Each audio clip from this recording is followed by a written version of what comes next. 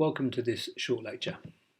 For those that don't know me, I'm Richard, a plastic and reconstructive surgeon at Norfolk and Norwich University Hospital and senior lecturer and head of anatomy at the University of East Anglia.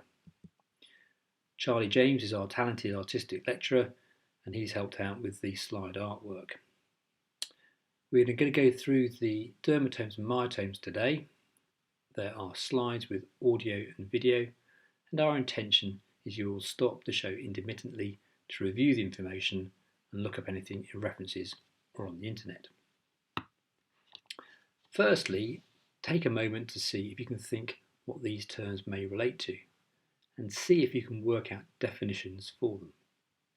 Note derma is Greek for skin and myos is Greek for muscle. A dermatome is an area of skin that is innervated by a single spinal nerve root. For example, the C6 dermatome is the area of skin over the lateral forearm, thumb and index finger, innervated by the spinal nerve exiting between C5 and C6 cervical vertebrae. A myotome is a group of muscles or parts thereof that is innervated by a single spinal nerve root. For example, C6 myotome are the parts of biceps brachii and triceps brachii, amongst several other muscles, that are innervated by the spinal nerve root exiting between C5 and C6 vertebrae. Note the similarity of the definitions, one related to sensation, the other to movement, but the commonality is the phrase single spinal nerve root. At this stage, we should revisit and ensure we understand the term single spinal nerve root, and it is fundamental to understanding the development of dermatomes and myotomes. The concept of segmental parts of an animal is much easier to understand looking at primitive animals. So let's go back in history to even before orthopedic man and look at this 300 million year old fossil of a trilobite. It has a head end and a segmented body. Each segment is called a somite. These are paired segmental blocks of mesodermal origin structures occurring dorsally alongside the neural tube. Each segment, or somite, has its own single spinal nerve, a phrase we have seen in our definitions for dermatomes and myotomes, so you can easily understand each segment would be an individual dermatome or myotome. Clearly mammals and orthopedic surgeons are more evolved. Okay, perhaps not so clearly in all cases. Now let's compare the fossil to the diagram and images of an early primate embryo and see the similarities between it and our primitive trilobite. It has a head end and a segmental body made up of individual somites. Each one of these segments has its own single spinal nerve root. It's that key phrase again. Unlike the trilobite, which has multiple limbs originating from individual segments, we have just two arms and two legs that develop from the top and bottom of the primitive disc. They initially start as limb buds, then grow out and stretch out the primitive disc. The limb buds develop from several fused somites.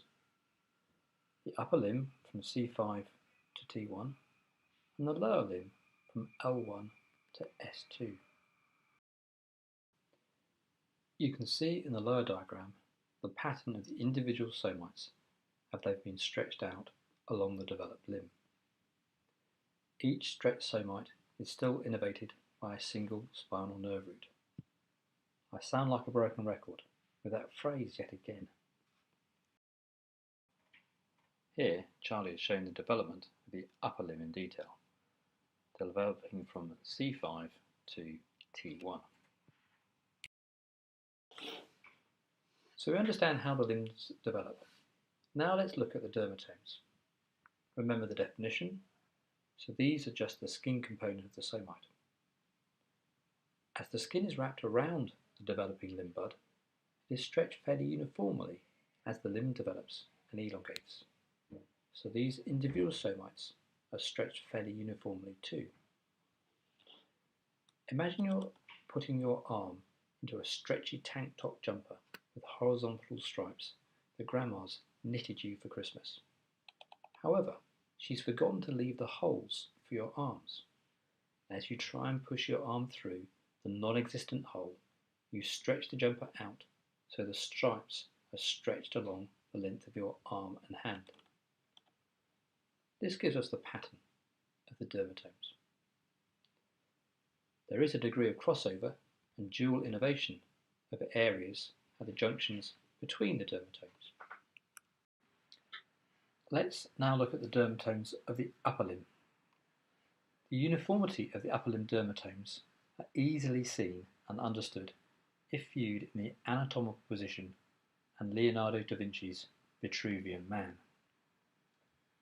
The upper nerve root, C5, covers the upper surface, or anatomically called lateral surface, and the lowest nerve root covers the undersurface, or to be anatomically correct, the medial surface. The intervening nerve roots C6 to C8 cover the intervening skin of the digits. Here is an easy way to be able to remember and work out the pattern of the dermatomes of the upper limb. In the Wild West Westerns, cowboys would have shootouts with revolvers. They had 6 bullets in the revolving chamber, hence their name, 6 shooters. Pretend to shoot with your index finger as the barrel and the thumb as the hammer of the revolver, and you'll always be able to remember the pattern of the C6 dermatome is the thumb and index finger. Remember the principle that the upper nerve roots are above and the lower ones below, and you can work out that C5 covers lateral forearm and deltoid above C6, C7 covering the middle and ring finger, which is below C6, and C8 covering the little finger and medial forearm, which is below C7, and finally T1 covering the medial arm, which is below C8. Hold your left arm out to the side with your fingers apart and thumb in the air, and trace the dermatomes out either side of C6. Then trace out the remaining dermatomes. See if you can see which slides have not had Charlie's art input. Sorry Charlie, but I think it's a big thumbs down for my attempts. The dermatomes of the lower limb are harder to remember, as the lower limb rotates through 90 degrees during development and we stand upright rather than on all fours. Think of another Wild West analogy again, but this time think of the cowboy's horse, and we can work them out. The upper spinal nerve roots cover anteriorly, and the lower ones cover posteriorly. So we see L2 covers the anterior thigh, and S3 covers the buttock, with the L3 and S2 covering the intervening skin. Key ones to remember are L3 wrapping over the knee, and S1 covering the lateral foot and heel. Trace out the dermatomes on yourself using Charlie's excellent diagrams and thinking of the principles already described. You will note there are several different patterns in different books for the distribution of the dermatomes. It is worth briefly looking at how these dermatomal maps were developed and worked out in order to help you understand why there are differences, but it's not something you need to try and memorise. Ortrick Forrester, a neurosurgeon in World War I, is credited for describing dermatomes, and several others have worked out maps such as Henry Head, Charles Sherrington, Frederick Denby Brown, amongst others. Forster's maps were based upon patterns of sensation loss relating to different nerve root injuries. Sherrington's maps were based on dissection of nerve fibres from roots through to cutaneous nerves in neonatal and adult cadavers. Other methods have been based on patterns of herpes zoster eruptions, altered sensation after nerve root blocks or divisions. The variable anatomy and degree of dual sensory supply at the junction between dermatomes leads to these different interpretations, but all the patterns are similar. Hopefully you've got the concept of dermatomes nailed now. Myotomes are a much harder concept, as unlike the skin, which is just draped over the developing limb, the muscles have proximal and distal attachments. Therefore, as the limb develops, they are not stretched uniformly.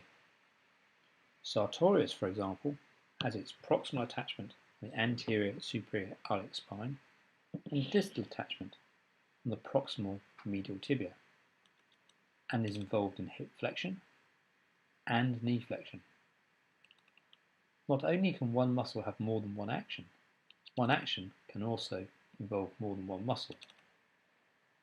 We therefore group myotomes together with specific movements that can be tested on the individual. I've managed to engage some help for this section. Action. Hi there, Gabe. This is Gabe, my daughter's Australian boyfriend. He's very kindly agreed to do these movements for us, and Lilibet the dog's going to help out as well, possibly during this. Or not. So let's look at the myotomes now. We'll carry on with the lower limb as we are already there. Remember from the dermatomes, the person on all fours, and the pattern of the upper spinal nerves innervating anteriorly and the lower spinal nerve roots innervating posteriorly. There is a similar pattern with the myotomes. Most anterior muscles having a superior root value and the posterior muscles having an inferior root value. For example, knee extension is actioned by the anterior quadriceps muscles and are innervated by a higher spinal nerve root L3-4 myotomes, when compared to knee flexion, which is actioned by the posterior hamstring muscles and have a lower spinal nerve roots L5 to S1.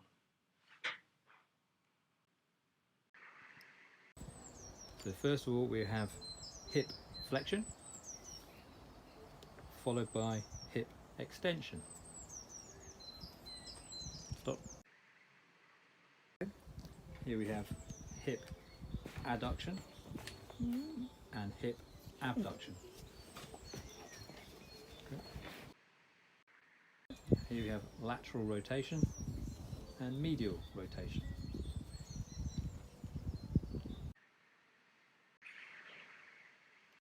And here we have knee extension followed by knee flexion.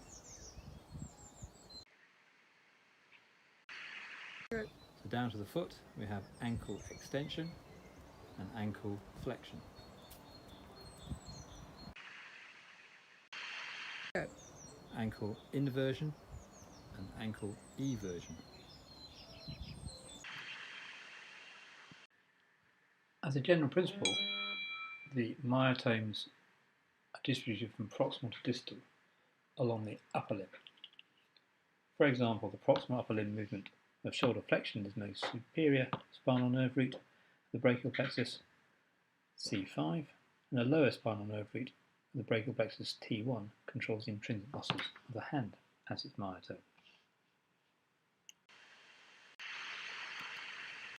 So Gabe, we're kind of going to do the upper limb now. We'll start with shoulder flexion, followed by shoulder extension.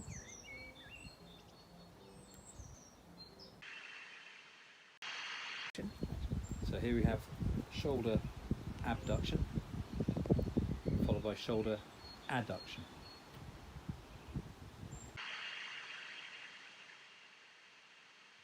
With the elbow flexed, we're going to have external rotation and internal rotation.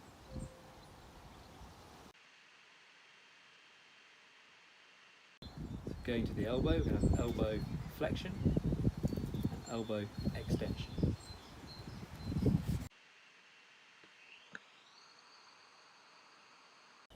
So here we have wrist flexion, followed by wrist extension. Then going to the forearm, we're going to have hand pronation, followed by hand supination.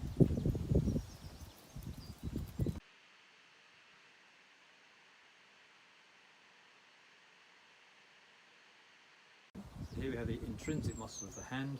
There's abduction, adduction, and fine movements of the thumb.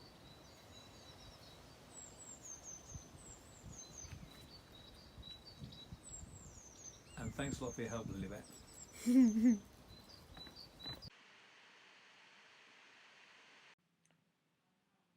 So, why are we teaching dermatomes and myotomes? Well, it's really so we can identify where a disease process is occurring and therefore to be able to correct that disease process. Unfortunately, this talk's too big already, so we'll do a separate talk to illustrate this with some clinical scenarios. So, I hope this has clarified dermatomes and myotomes. The key points to remember are a single spinal nerve root. Remember the development of the limbs and how the skin and muscles develop. 6 shooters and horses. Thank you for listening.